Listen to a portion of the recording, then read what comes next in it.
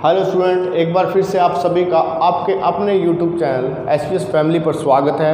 और आज हम जो टॉपिक करने वाले हैं वो हमारा कैपेसिटर्स का when D graph generator. When D graph generator की ज़रूरत क्या है और ज़रूरत है तो कहाँ पर हम इसका यूज़ करते हैं वो चीज़ हम समझेंगे इसमें। इसकी जो सबसे पहले इस जनरेटर को बनाया वो वेन डी ग्राफ ने टेबल किया कब? 1931 में। और ज़रूरत कहाँ पड़ती है? जब हमें हाई वोल्टेज की ज़रूरत हो, हाई वोल्टेज की 10 की पावर 6 वोल्ट, 10 की पावर 6 वोल्ट तक की हमें जो रिक्वायरमेंट होती है वो हम इस वेन डी ग्राफ जनरेटर से पूरी करते हैं। दो प्रिंसिपल्स पे ये काम करता है। दो प्रिंसिपल्स में पहले आपको सिंपल तरीके से समझा देता हूँ कि क्या है दो प्रिंसिपल जिस पे काम करता है। कि पहला तो ये क्या कहता है कि अगर कोई सरफेस जितना नुकीला होगा वहाँ पर इलेक्ट्रिक फील्ड या चार्ज इंटेंसिटी आपकी ज़्यादा होगी। मान लीजिए ये है यहाँ पर और ये है, तो इस सारे के ऊपर की बजाय इस नुकीले सिरे पर जो चार्ज होगा, इंटेंसिटी होगी, वो ज़्यादा होगी।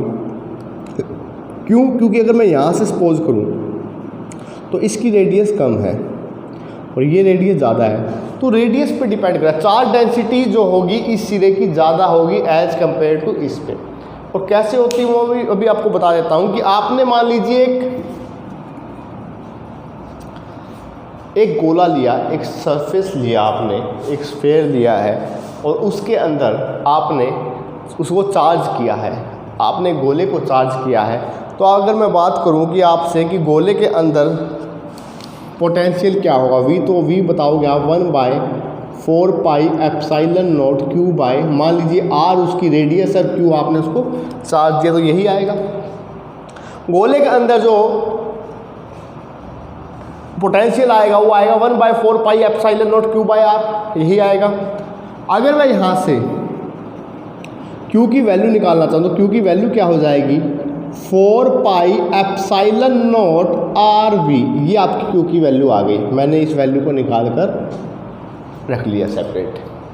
और अगर मैं उस गोले की चार्ज सरफेस चार्ज डेंसिटी निकालूँ तो सरफेस चार्ज डेंसिटी क्या होगी? Sigma equal to Q by area होगी।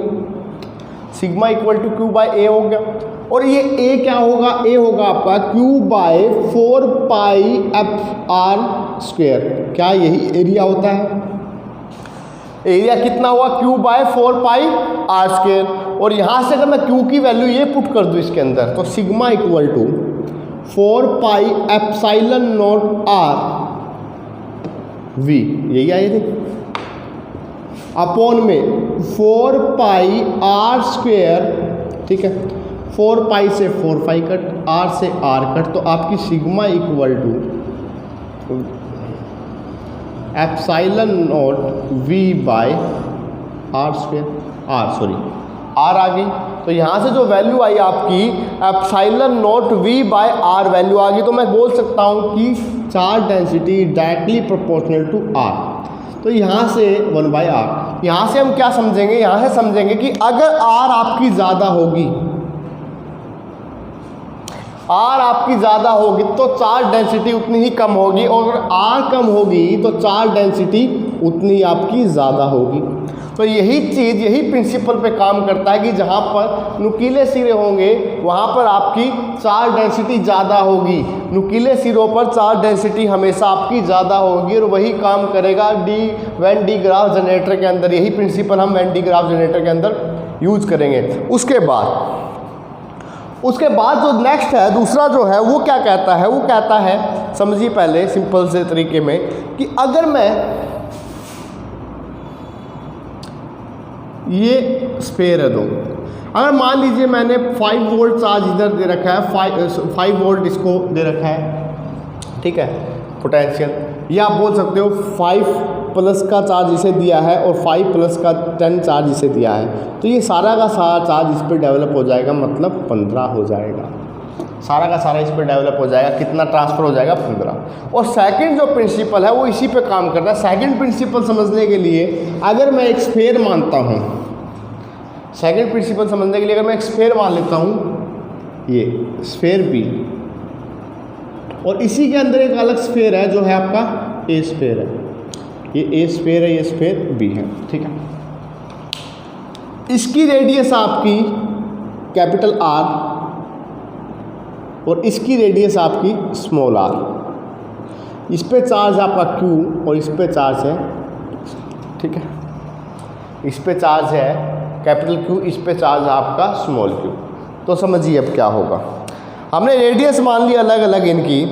तो अगर मैं ए गोले पर पोटेंशियल डिफरेंस देखूँ, मैंने इसको कनेक्ट कर दिया, मान लीजिए मैंने इसको एक वायर से कनेक्ट कर दिया, यहाँ से एक वायर से जो है मैंने इसको कनेक्ट कर दिया। तो अगर मैं वायर से कनेक्ट करने के बाद ए स्फेयर का पोटेंशियल निकालूं, ए पे पोटेंशियल निकालूं, ए पे ध्यान रखना, ए पे निकाल रहा हूं मैं 1/4 pi epsilon naught Q by R plus 1/4 pi epsilon naught Q by capital attach है ना, तो कैपिटल क्यू बाय आर हमने। तो क्या ये आपका ए पर वी ए की वैल्यू नहीं आएगी, वी पर वी ए की वैल्यू नहीं आएगी इससे, तो ये वैल्यू हमारी आ गई पोटेंशियल किस पे, गोले जो स्फेयर आपका ए पर। अब स्फेयर बी पर जो हमें निकालनी है वो देखते हैं। स्फेयर बी पे क्या आएगी, वी बी पे,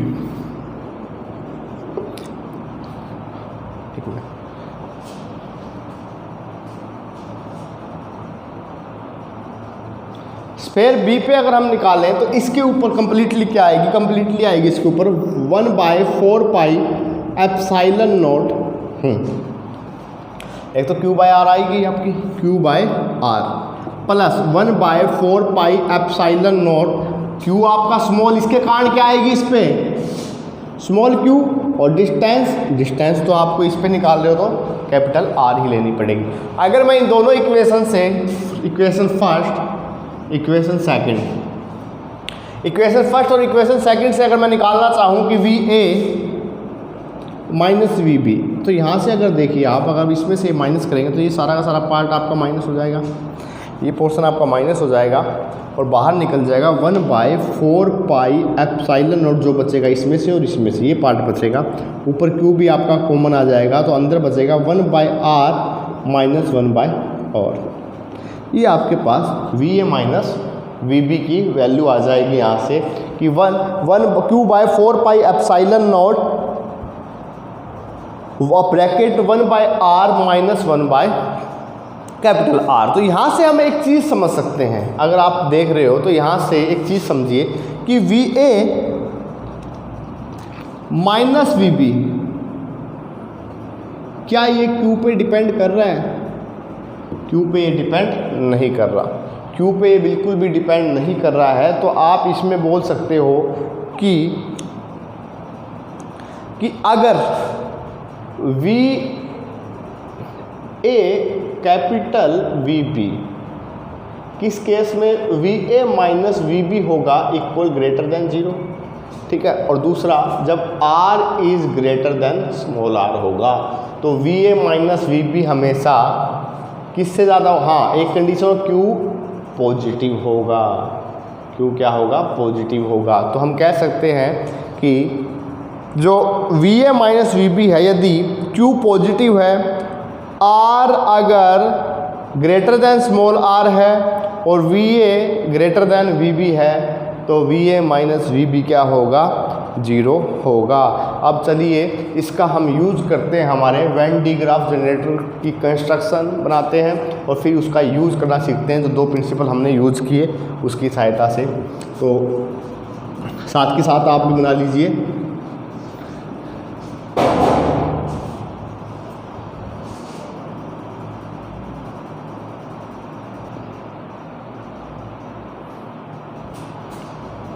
तो चलिए वेन डी ग्राफ जनरेटर का डायग्राम हमने किया। हमने एक मेटल स्फेयर लिया है जिससे C2 से अटैच है ये, ठीक है। ये एक बेल्ट है जिसको हमने नाइलॉन का लिया है। ये बेल्ट किस चीज़ की, नाइलॉन की बेल्ट है। यहाँ पर ये पुली है, ये मान लीजिए पुली P1 आपकी और ये पुली P2 है। इस पुली से इसको मोटर को हमने अटैच किया, ठीक है, और यहाँ पर ये हाई वोल्टेज से हमने इसको किया।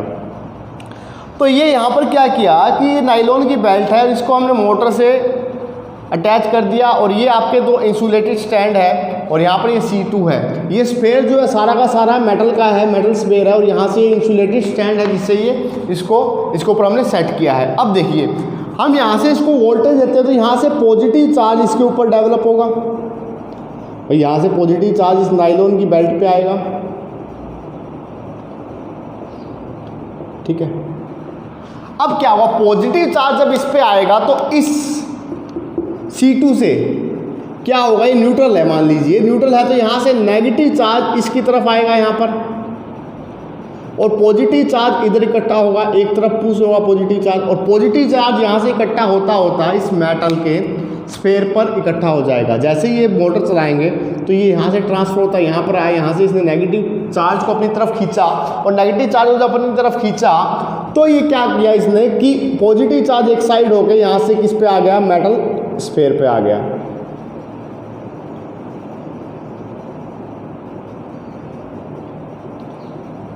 ठीक है, मेटल स्फेयर पे आया।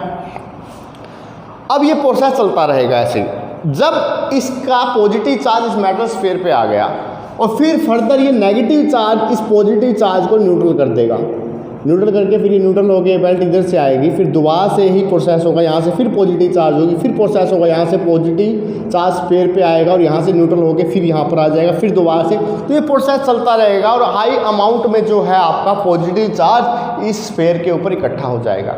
और पॉजिटिव चार्ज जब इस स्फेयर पे इकट्ठा होगा तो इसके चारों तरफ जो एयर होती है उसका ये ब्रेक डाउन कर देगा, एयर को डाइलेक्ट्रिक बना देगा। कैसे कि इसका ब्रेक डाउन कैसे करेगा, लीकेज करेगा एयर को, वो बार बार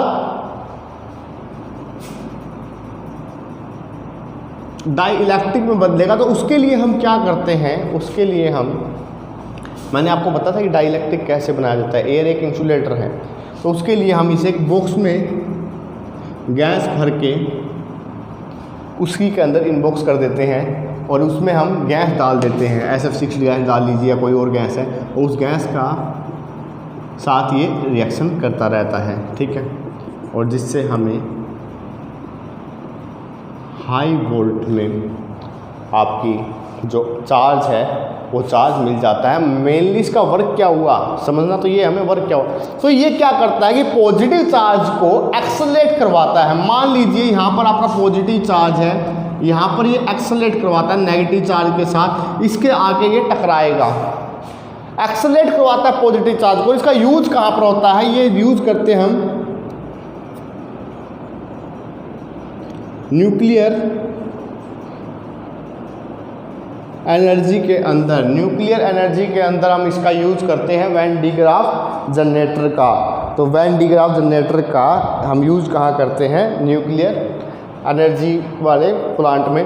तो वहाँ पर हमें यूज क्या करना है, इसका पॉजिटिव चार्ज को हाई अमाउंट में पॉजिटिव चार्ज को एक्सेलरेट करवाता है ये। इसका सेम काम क्या है, वैन डी ग्राफ जनरेटर का हाई अमाउंट में एक्सेलरेट करवाता है ये, ठीक है। और इसका स्फेयर का जो है हमें जो पोटेंशियल है वो बहुत ज़्यादा मिल जाता है। इससे जो हमारा काम था कि हाई पोटेंशियल चाहिए हमें, हाई अमाउंट में हमें पोटेंशियल यहाँ से मिल जाएगा। तो इसके बाद हम करेंगे न्यूमेरिकल। तो आज के लिए इतना ही, थैंक यू।